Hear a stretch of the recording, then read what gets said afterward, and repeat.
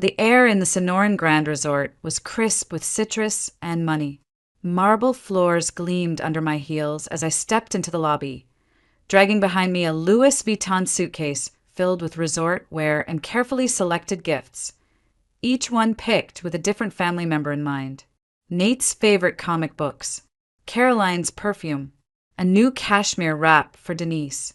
I had driven straight from my office in downtown Scottsdale, excited, albeit exhausted, thinking this vacation would be the reset we all needed, until I heard my name. Vanessa would just complicate everything. Ryan's voice floated through the lobby, light with laughter. I froze mid-step, hidden behind a marble pillar. My husband's voice had that charming, dismissive tone he used when trying to smooth over cruelty with charisma. Mom's right. It's just easier this way. I mean, Caroline chimed in, she's always trying so hard to belong. It's exhausting. Her laugh, sharp and hollow, sliced through me. New money always does, Denise replied smoothly. But at least she's generous. That part's useful. Something inside me cracked. My hand tightened around the handle of my suitcase as I peered across the reflecting pool toward the group lounging near the lobby fountain. They hadn't seen me yet. Ryan stood with his hands shoved in his pockets, watching his mother and sister like a child still begging for approval. Not once did he defend me, not one word. Denise sipped something from a tall glass and smiled, delighted. Caroline threw her head back in laughter, eyes sparkling with mockery. My name, my presence was a joke to them. Denise's voice pierced the air again. Did you tell her you had a work emergency? Ryan scratched the back of his neck, his tell. Yeah, she bought it. Said she'd wire the hotel payment this morning. She did, and she was standing just 20 feet away. My body moved before my brain could catch up. My hand reached for my phone out of instinct, pulling up the banking app. Every reservation, every charge, every dollar of this week-long luxury vacation was mine. I paid for the rooms. I paid for the spa treatments. I paid for the yacht rental for Friday's surprise outing. And they'd excluded me from it all. Excuse me, ma'am. A voice behind me startled me. A young concierge stood there, polite and polished. Can I help you with anything? I straightened my posture, smoothed down my dress, and forced a smile. Yes, I said evenly. I'd like to speak to the manager. I have some changes to make to my reservation. The manager arrived quickly. Of course, Mrs. Langford. What can I do for you? I glanced across the lobby again. They still hadn't noticed me. I'd like to upgrade my reservation to the presidential suite. Certainly.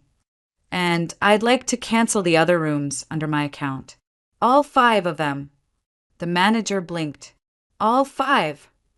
Yes. I took a breath. And please make sure my name is the only one authorized for charges. No one else. He hesitated, then nodded. Of course. Somewhere behind me, Denise's voice rose, confused, then agitated. She must have been alerted by the front desk about the cancellations. I didn't turn around. I didn't need to. Will you be checking in now, Mrs. Langford? No, I took the new key card. I'll return later tonight. First, I have some shopping to do. My heels clicked across the marble floor as I passed them. Not a single glance in my direction. Not from the man I married. Not from the family I had spent 3 years trying to earn. Their laughter faded behind me, and for the first time in a long time I could breathe. I didn't cry in the elevator. I didn't scream or break down in the parking lot. I didn't even curse when I sat behind the wheel of my Lexus, the sun beating down across the Sonoran Mountains behind me. I just sat there, breathing. In, out. The key card to the presidential suite burned cold in my palm. I'd packed everything with care, folded each outfit with intention, chosen every gift like a child begging for approval. And for what? To be erased from the narrative of my own generosity, my own marriage? I laughed short, sharp, unfamiliar. Then I reached into the glove box and pulled out the envelope I kept for emergencies, a file with account access, legal authorizations, and the name of the best forensic accountant I knew. I dialed without thinking. Langford and Company. Came the clipped greeting on the other end. Oliver speaking. Hey. My voice cracked more than I wanted it to. It happened again. There was a pause. Then, simply, where are you? Parking lot of the Sonoran Grand. Can I come over? Always. It took less than 20 minutes to get to his house. The desert blurred past my window in streaks of ochre and heat, but all I could see were their faces, laughing, scheming, cutting me out like I was some inconvenient accessory to their lavish, curated lives. When I pulled into Oliver's driveway, he was already on the porch. He didn't ask questions, just handed me a glass of whiskey with 3 perfect cubes and led me to the back deck like we'd done this 100 times before. I sat down slowly, the drink heavy in my hand. They planned it for weeks, I whispered. All of them. Ryan, his mother, Caroline, even Nate's part was a lie. They made up an entire narrative to keep me away, and I wired them the money to do it. Oliver leaned back in his chair, arms crossed. You're saying your husband lied? Again. I nodded. Told me he had a last-minute investor meeting, that the family trip was postponed, that I should send payment anyway so the rooms wouldn't be lost. And you did. Of course I did. I downed the whiskey in one gulp. Because that's what I do. I pay for everything. The vacations, the repairs, Nate's tuition, Caroline's therapy retreats, their gas, their groceries. I've been doing it for years, trying to buy my way into a family that never wanted me there in the first place. Oliver said nothing for a moment. Then, you have the receipts? All of them. I pulled out my phone and started showing him. Wire transfers, hotel confirmations, Caroline's Venmo request for her husband's golf set. Look at the dates. Look at the messages. He whistled low. They've drained you like a faucet. And now I'm dry, I said. Except I'm not. Not anymore. I canceled their rooms. Flagged my name as the only payer. Left Ryan standing in the lobby looking for a room he can't afford. Oliver smiled, but it didn't reach his eyes. What's your next move? I don't know, I admitted. But I'm done being the one holding everything together while they mock me behind my back. I'm done trying to earn their love with dollars and desperation. Oliver raised his glass. Then here's to being done. I clinked mine against his, the ice rattling like bones. My phone buzzed Ryan's name. I let it go to voicemail. Then it buzzed again. And again. Denise. Caroline. All of them. Until one message made my hand tremble. It was from Nate. Aunt Ness, where are you? I waited all morning. I brought your comic. You promised you'd read it with me. My heart squeezed. I typed back with shaking fingers. I'll see you soon, buddy. I promise. Then I blocked everyone else and sat in silence as the desert sun fell behind the mountains, finally realizing I wasn't abandoned. I was free. The sun had dipped low behind the cactus-lined hills by the time Oliver refilled our glasses. The amber liquid caught the last light like gold in cut crystal. I hadn't moved from the deck chair. My phone sat face down on the table. I didn't want to see another name flash across that screen. Another plea, another guilt trip, another lie. For the first time in years, I let the silence settle, and it didn't feel lonely. They planned the trip right under my nose, I said, my voice steadier now but low. Caroline told me she wasn't sure if Nate would be able to come because of a supposed school project.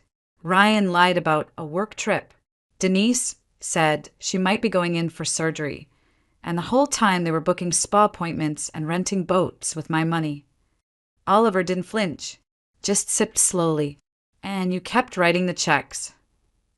I wanted them to like me, I admitted, to finally belong.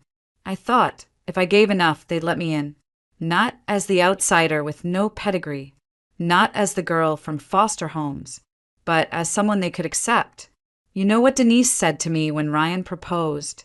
She said I was lucky they were willing to overlook my background. And I believed that. I believed that being with them made me legitimate. Oliver's eyes sharpened. That woman never deserved your kindness. She said money can't buy class. But I was useful enough when the roof caved in during monsoon season, and I covered $16,000 in repairs. Or when Nate needed to switch to private school, and I paid the $11,000 enrollment fee. Or when Caroline's husband lost his job, and I bought him that ridiculous golf set to lift his mood. You're the reason any of them are still afloat. I let out a humorless laugh.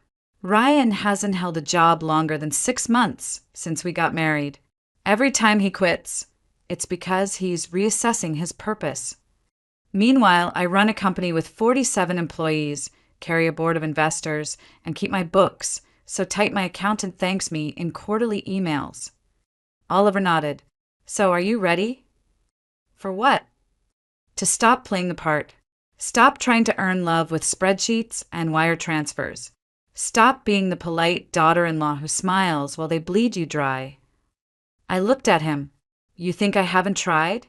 Every time I've confronted Ryan, he flips it. He makes me feel guilty. Tells me I'm making things worse. That his family is fragile and needs help. That I'm being cold. You're not cold, Oliver said. You're surviving. There's a difference. My phone buzzed again. Another voicemail. I didn't need to listen to know the script. Caroline crying. Denise furious. Ryan begging. But then, another ding. A text. From Nate. Are you mad at me? I didn't know they were lying. Grandma said not to tell you. I closed my eyes. I can't hurt him, I whispered. He's the only one who ever made me feel welcome. He asked me once if I'd teach him embroidery. Said it looked like magic how I made pictures with string. Then hold on to that, Oliver said gently. Hold on to what's real. Not the chaos. Not the betrayal. The boy who left you a comic book because he thought you'd read it together. I swallowed hard, staring at the last rays of gold slipping beneath the skyline. I need to know how deep it goes. The money, the lies, the manipulation. I need numbers, dates, evidence. Oliver stood. Then I'll get you what you need. Start with the company accounts, I added, my voice gaining steel. If Ryan or Denise touched a single line of credit, I want to know. I want to know everything. He nodded. You'll have it by morning. I drained the rest of my drink. This ends now. Not with tears. Not with begging. With facts. With truth. With consequences. For the first time in years, I felt something settle inside me. Resolve. Cold, quiet, and clear. The next morning, I woke to the shrill sound of my phone buzzing on the nightstand. I didn't check it right away. I lay there in Oliver's guest room, staring at the ceiling fan spin lazily above me, feeling the weight of choices yet to come. But the buzzing didn't stop. It came in waves, calls, texts, voicemails. I finally picked it up. Ryan. Denise. Caroline. Caroline again. Then Ryan. The notifications stacked like an avalanche. Desperation was a language I now recognized fluently. I didn't open any of them until one name flashed across the screen that made my chest tighten. Nate. The preview of the message read, I'm sorry, Aunt Ness. I didn't know they lied. Please don't be mad at me. I sat up, heart cracking a little at the edges. My thumb hovered before opening it. Inside was a photo of the comic book I'd given him on his birthday. On the first page, in a child's handwriting, he'd written, Read this with Aunt Ness at the hotel. I blinked back something that felt too close to grief. Then the phone rang again. I let it go to voicemail. This time, Ryan left a message. Vanessa, babe, please. Just call me. Mom's losing it. The hotel's threatening to call security because of the cancellations. Caroline's crying. And Nate keeps asking where you are. We can fix this. You're blowing it out of proportion. Oliver walked past the room with 2 mugs of coffee and paused in the doorway. Want it strong or stronger? I managed a weak smile. Stronger. We sat outside again, the Arizona heat already rising, baking the desert stones and burning away the chill of the previous night. I took a sip and opened the next message from Caroline. How dare you embarrass us like this after everything we've done for you? I choked on my coffee. Everything they've done for me? I muttered, flipping through more messages. I paid for her husband's therapy, her tuition, her rent. What did she ever do for me? Mock my shoes at Christmas? Tell the country club I was just the tech wife? Oliver raised an eyebrow. Tell me again why you haven't changed your number. I exhaled, because I want to know what they'll say when the money's gone, who they become when I stop funding the narrative. Another buzz. This time Denise. Vanessa, this isn't how family behaves. Your actions are deeply hurtful. We need to talk. Over lunch. LeBlanc tomorrow. LeBlanc. Of course. The same restaurant where she'd once introduced me to her circle as Ryan's ambitious little pet project. I remembered how she'd leaned in at dessert, whispering about a friend's son's startup, one she insisted I should fund as a family favor. Oliver leaned closer. Want me to respond? I shook my head. No, but I want you to start pulling financial records from the company. I want to know if they've been dipping into anything tied to my business. He nodded, already on it. Then he paused, staring at my phone screen. That one's new. A message from Nate, a voice recording this time. I hesitated, then pressed play.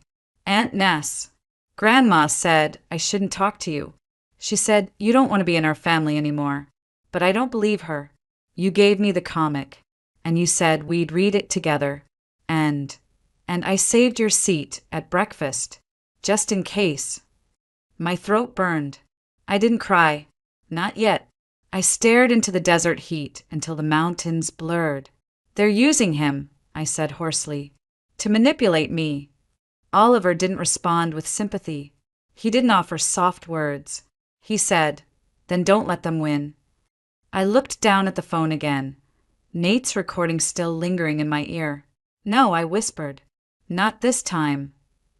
By midday, Oliver's team had begun pulling threads, and what unraveled wasn't just messy. It was malicious.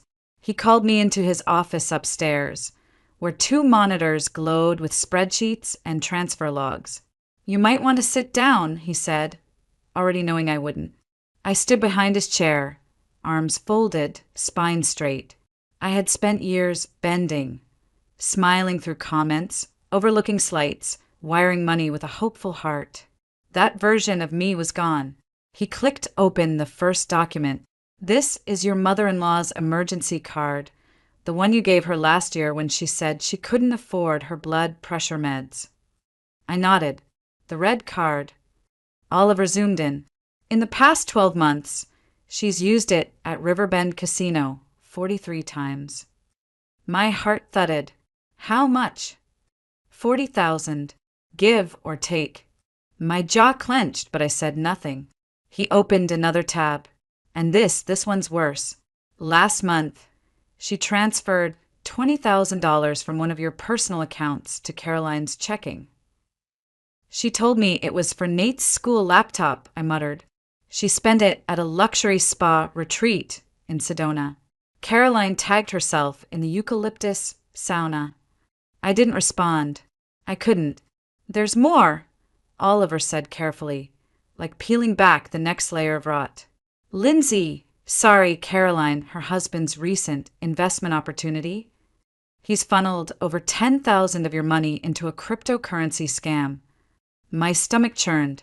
He told me he needed a short bridge loan. Your name's on the business license they used to register it. I gripped the back of the chair so tightly my fingers went numb. Then came the final blow. Oliver pulled up a digital newsletter from Denise's country club. There, beneath a photo of her in a wide-brimmed hat, was the headline, Mentorship and Money, Marilyn Langford on Building a Tech Empire with Her Daughter-in-Law. The article painted Denise as a silent partner in my company, claimed she'd invested the startup capital, that I was the vision, but she was the backbone. I let out a sharp, bitter laugh. Oliver turned. You didn't know? I didn't even know she could operate a Google document. He gave me space. Let me pace. Let me think. How many people saw this? I finally asked. Probably all of Scottsdale's elite by now. Her signature was on the back page. She's hosting a fundraiser next week and planning to promote herself as the founder's guiding hand. And the board? No one said anything. Yet, I stopped pacing. Send me the article. And everything else. Compile the financial records. Print the wire logs. I want a hard copy of every lie they've told. Vanessa, Oliver said carefully, once you go down this road, there's no going back. I know.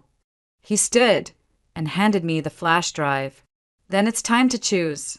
Are you staying in their story or writing your own? I took it, and for the first time in my life, I chose mine. Ryan showed up at my front door just after sunset, hair tousled, shirt wrinkled, a bouquet of roses clenched in one hand like a peace offering that belonged in someone else's story. I didn't open the door all the way, just far enough to let him see I wasn't crying. Vanessa, he breathed, I know this looks bad, but we can talk. You know how Mom gets, how Caroline gets. You're upset. I get it, but we can fix this. I stared at him. Fix what exactly? The lying? The theft? Or the part where you stood there while they planned a vacation with my money and excluded me from it? He ran a hand through his hair. The nervous tick I used to think was endearing. Now it looked like a performance. Look, I didn't mean for it to go this far.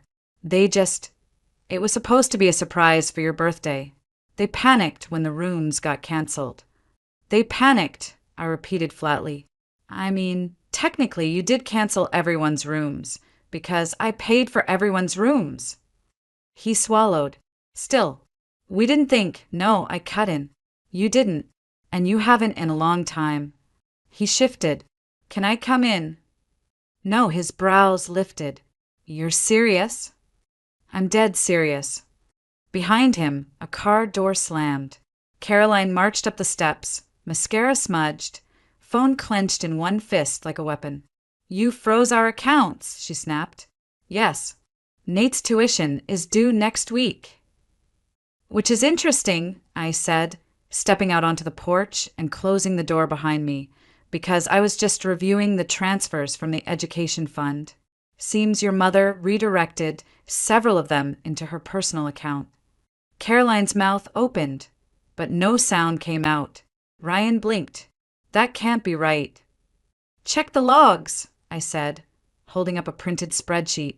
It's all here. Dates, amounts, notes. Medical emergency turned out to be slot machines and a signature facial. She said it was temporary, Caroline whispered. She said it would all balance out. I laughed, a dry, exhausted laugh. Balance out? On whose books? Mine? I was the ATM, the silent donor, and the joke. You don't understand, Ryan said, voice tight. Mom's always been resourceful. No, she's always been manipulative, and you've always let her be. He stepped toward me. Can we just talk? You and me? Forget the rest. You mean forget that your mother claimed she was the founder of my company? That she's telling people I'm emotionally unstable? He paled. She wouldn't, she did. And she's preparing to send my foster care records to my board. I've already seen the draft, annotated in her handwriting. Caroline swayed slightly. She said it was a precaution, in case you made things public. Well, I said coldly, she guessed right. Ryan reached for my hand. I stepped back. Don't, I warned. He looked like he wanted to argue, but something in my eyes must have stopped him. Vanessa, we're family. Families survive things. No, families protect each other. You used me. All of you. He fell silent. I turned to Caroline. I'll make sure Nate's tuition gets paid. Directly to the school. He shouldn't suffer for this. But the rest of you, Your spa days, your investment scams, your designer handbags bought with startup funds. And now. I never meant to hurt you, she said, voice barely above a whisper. That's the problem, I replied. You didn't care enough to even consider whether you were.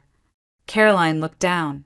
Ryan stood there, helpless, without his mother to script his next move. There are consequences coming, I said softly. You might want to start reading the fine print on everything you signed. Then I walked back inside and locked the door behind me. And for the first time, I didn't feel like the outsider being shut out. I felt like the one finally shutting them out. Oh, the Grand Sonoran's lobby was as pristine as ever. Polished marble, cascading fountain, orchids clipped to perfection. But today, it wasn't serenity that filled the air. It was tension. I stood behind the security desk with the manager, watching the live feed from the cameras. There they were, Ryan, Caroline, Denise, two of Ryan's cousins, all standing near the concierge in a grotesque parody of celebration. Party hats, balloons, a cake box, even a bouquet of white lilies like it was a wedding and funeral all in one. Denise was crying, performatively of course. Caroline looked like she'd stepped out of a reality show mid-breakdown. They say they're here for your birthday, the manager said quietly. They're telling guests in the lobby that you're emotionally unstable and that they're here to stage an intervention. Of course they were. The final act. The concerned family rescuing the fragile orphan who lost her grip. A neatly rehearsed redemption arc. Except I hadn't agreed to the script. Should we call the police? He asked. I shook my head slowly. No. Let them have their moment. The elevator dinged behind me. Oliver stepped out, carrying a slim manila envelope. They're doubling down, he said grimly, handing me the documents. This is what Denise's lawyer leaked to the press this morning.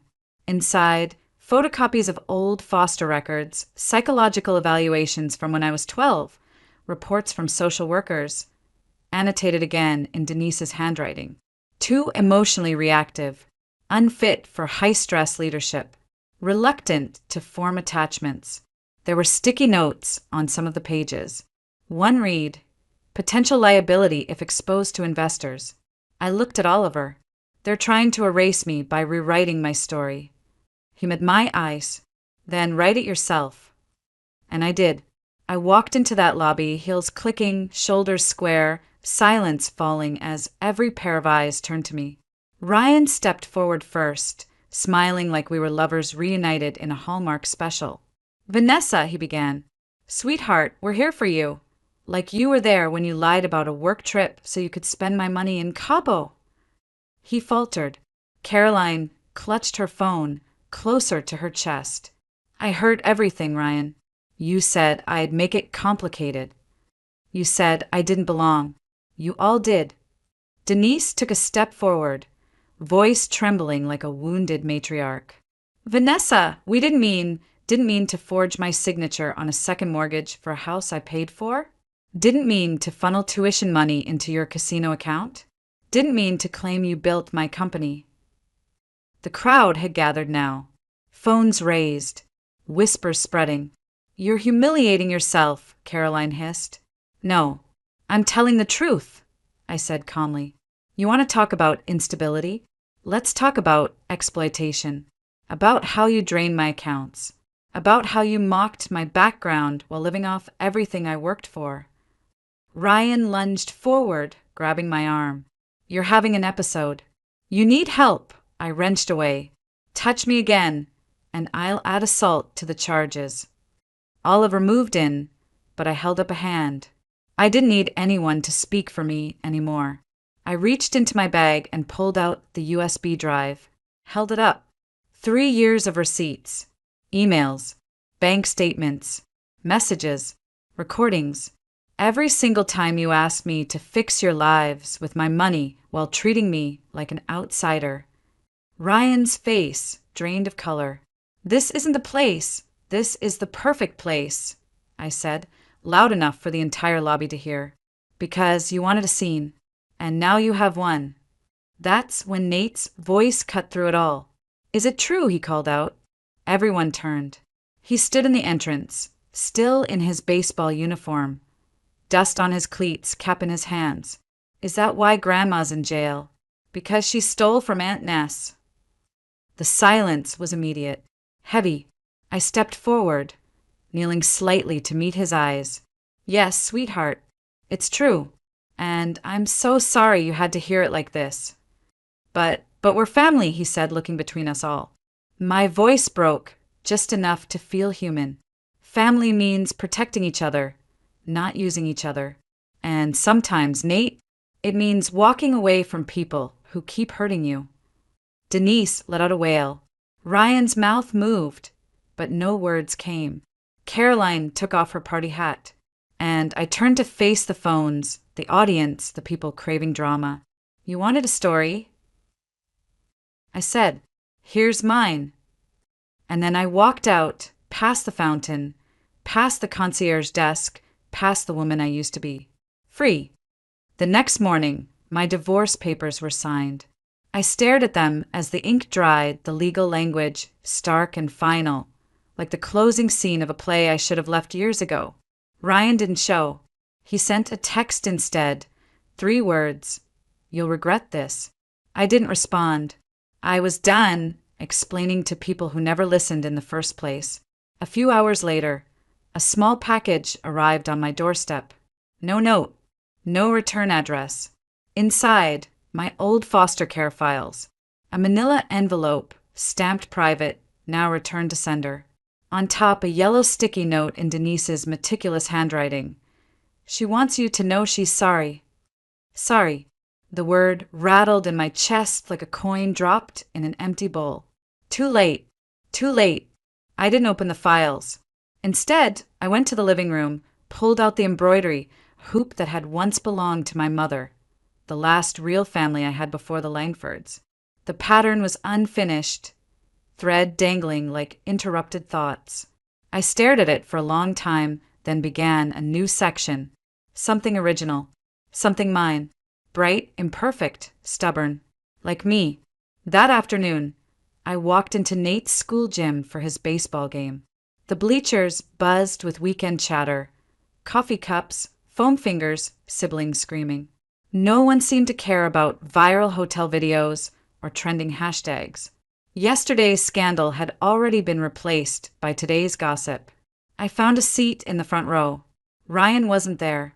Caroline sat several rows behind me, her posture rigid, sunglasses huge and unnecessary indoors. Nate spotted me from the dugout and beamed. He waved like his whole body was doing it. Didn't think you'd come, he said as he jogged past. Wouldn't miss it for anything, buddy. He grinned, tipping his cap. The game was glorious chaos. Kids tripping over bases, parents arguing about strikes, the coach nearly hyperventilating. But when Nate stepped up to bat, I held my breath. His stance was solid. We'd practiced that all last summer in my backyard. The pitch came in fast, and he hit it. Clean. Sharp. The ball soared. Everyone screamed. He ran like the world was on fire. I stood and cheered, hands over my heart. And for a moment, everything else, lawyers, betrayals, headlines, fell away.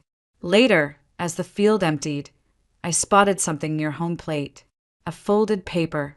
On it, for Aunt Ness. Caroline approached slowly. Her makeup was minimal, her voice unsteady. He wrote it the night Mom was arrested. I opened it. Dear Aunt Ness, thank you for teaching me that family isn't about money. Mom says we can't be family anymore. But she also said lying was okay sometimes. So I don't believe her. Can you still teach me to make pictures with thread? Love, Nate. Below the words was a crayon drawing. Me and Nate at the kitchen table, surrounded by colorful threads. Above it, in shaky letters, real family. I looked up. Caroline twisted her wedding ring. Everything's falling apart. Mom's facing jail. Ryan's drinking again. My marriage is, she didn't finish. I don't know how to fix any of it, she said quietly. Maybe some things aren't meant to be fixed, I replied. Maybe they're meant to be rebuilt. From scratch. She met my eyes for the first time in weeks. Would you let him come over again? I mean, if that's okay. I nodded. Actually, I'm starting a community embroidery class. Saturday mornings. All ages welcome. Her expression softened. He'd love that. She hesitated. Maybe I could come too. I handed her the hoop from my bag. She ran her fingers over the unfinished pattern, eyes distant. You know what my mom used to say about embroidery. I said, the front shows the art, but the back shows the truth. All the knots, all the mess. You can't have one without the other. She blinked fast. Maybe it's time I start learning the other side. We stood there for a moment in the fading sun. Two women who had once pretended to be sisters, now, maybe, learning how to be something better. That evening, after the game and the quiet drive home, I found myself sitting in the same spot where this all began. My home office, now stripped of chaos and noise. The desk was clean. The inbox was quiet. And beside me sat my mother's embroidery hoop, thread still dangling like a breath not yet taken. I didn't touch my phone when it rang again. I didn't need to check the caller ID to know who it was. Ryan's lawyer. The man had left 15 voicemails in 3 days, each more frantic than the last. His latest one said the charges were needlessly vindictive and begged me to settle this privately for the sake of appearances. I let it go to voicemail again. Instead, I opened my email from Oliver. The subject line was blunt. Final evidence package. All ready. Police request confirmation to proceed. I hovered over the reply button for a long time. Outside, the sun slipped beneath the horizon, casting long shadows across the room. I traced the edge of the hoop in my lap. My mother had once told me that embroidery taught patience and precision, that the smallest stitch mattered, that messy threads still made beautiful patterns if you had the courage to keep going. I had spent years trying to make the Langfords my pattern, trying to stitch myself into their lives like some forgotten motif on a family quilt that had no place for me. But now, I was choosing different threads. I typed one line into the reply box. Yes, proceed with charges. Then I hit send. A knock came at the front door, less than 10 minutes later. It wasn't Ryan. It wasn't Caroline. It was Oliver, holding a grocery bag and a pair of takeout coffees. You shouldn't be alone tonight, he said. I'm not, I replied. Not anymore. We ate quietly in the kitchen, surrounded by the hum of silence I used to find unbearable, but now felt like peace. Midway through dinner, the doorbell rang again. Oliver looked at me, expecting anyone. I shook my head. Through the peephole I saw a small figure. Nate, backpack slung over one shoulder, clutching a wrapped object in both hands. When I opened the door, he looked up at me, eyes wide. Dad doesn't know I'm here. My stomach tightened. Nate, I'm okay, he cut in. I just wanted to give you this. He held out the package. I opened it slowly. Inside was a stretched piece of cloth, unevenly stitched, messy and completely perfect. A wonky heart in the center, framed with the words, "Thank you for showing me what family really looks like." My throat burned. I crouched to his eye level. You made this? He nodded. At school. During art. I told them it was for someone who made me feel safe. I pulled him into a hug and didn't let go. Can I still come to class Saturday? He mumbled into my shoulder. I smiled into his hair. Every Saturday. Front row. When I stood again, Oliver was at the door, arms crossed, a look of cautious admiration on his face. Was that revenge or forgiveness back there? He asked softly after Nate had left. I considered the question as I ran my fingers over the childlike stitching. Maybe both, I said. Maybe they're just different sides of the same pattern. Later that night, I sat alone in the embroidery room. The house was still. The storm had passed. I didn't open the foster care file from Denise. I didn't need to. My past didn't scare me anymore. She had tried to use it to shame me, but she hadn't understood that surviving it was what gave me the strength to end all this. Instead, I reached for fresh thread and began a new pattern, one stitch at a time. The lines weren't straight, the colors didn't match, but it was mine, and it was real.